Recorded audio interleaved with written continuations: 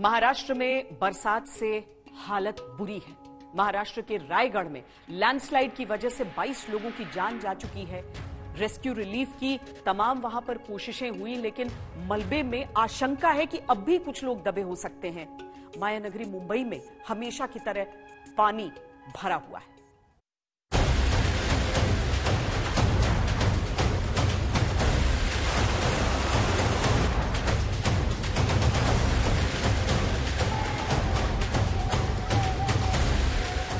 कुदरत जब तबाही लाती है तो ऐसा ही होता है।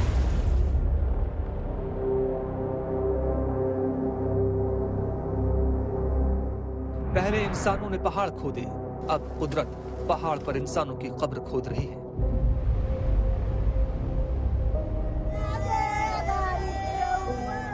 बीस जुलाई को महाराष्ट्र के रायगढ़ जिले के इरशालवाड़ी गांव में हुए भूस्खलन में मरने वालों की संख्या 27 तक पहुंच गई है।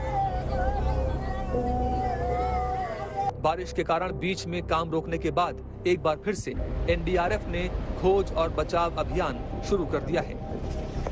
एनडीआरएफ के मुताबिक लगातार होने वाली बारिश के कारण पहाड़ी पर दोबारा भूस्खलन होने का खतरा बना हुआ है।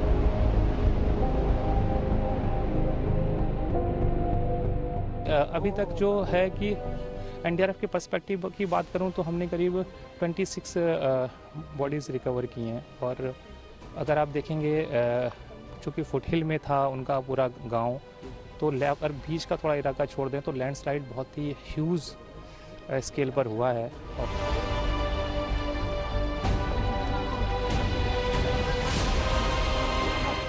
विशेषज्ञों के अनुसार 20 जुलाई को अचानक बादल फटने की घटना से 24 घंटे के अंदर अंदर रायगढ़ के इरशालवाड़ी गांव में 400 मिलीमीटर बारिश हुई।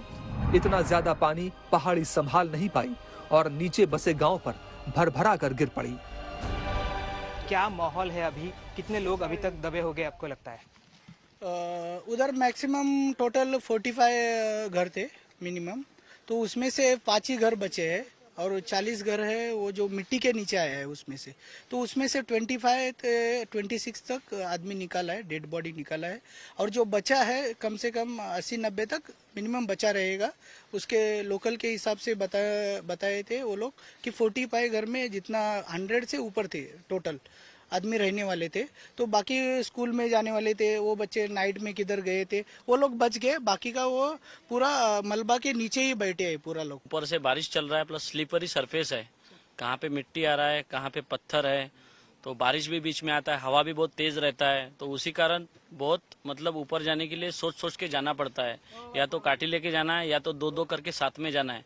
बिकॉज जो नया आदमी आता है उसको तो ये बहुत डेंजरी चीज है। रायगढ़ का इलाका सह्याद्री पहाड़ी श्रृंखला में आता है। पर्यावरण के जानकारों के अनुसार इस इलाके में लगातार होने वाले निर्माण कार्य और खेती की कमी की वजह से सॉइल इरोजन ज्यादा हो रहा है, यानी पेड़ों की कमी की वजह से मिट्टी रुक नहीं रही और पानी के साथ बह रही है।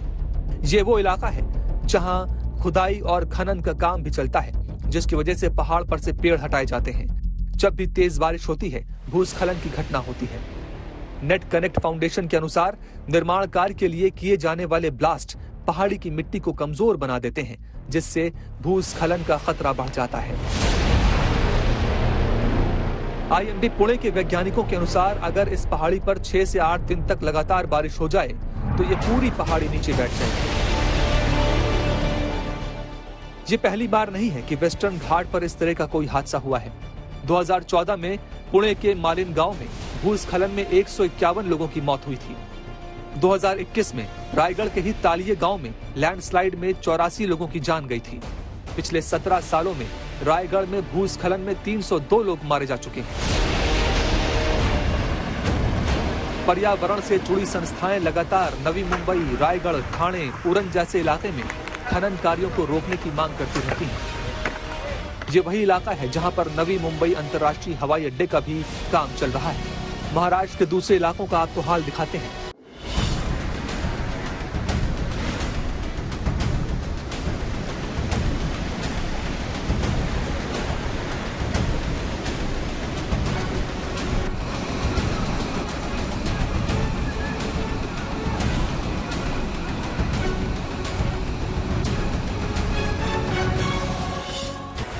बुल्ढाना के संग तालुका में केदार नदी का रौद्र रूप देखिए, शहर के बीच से बह रही है।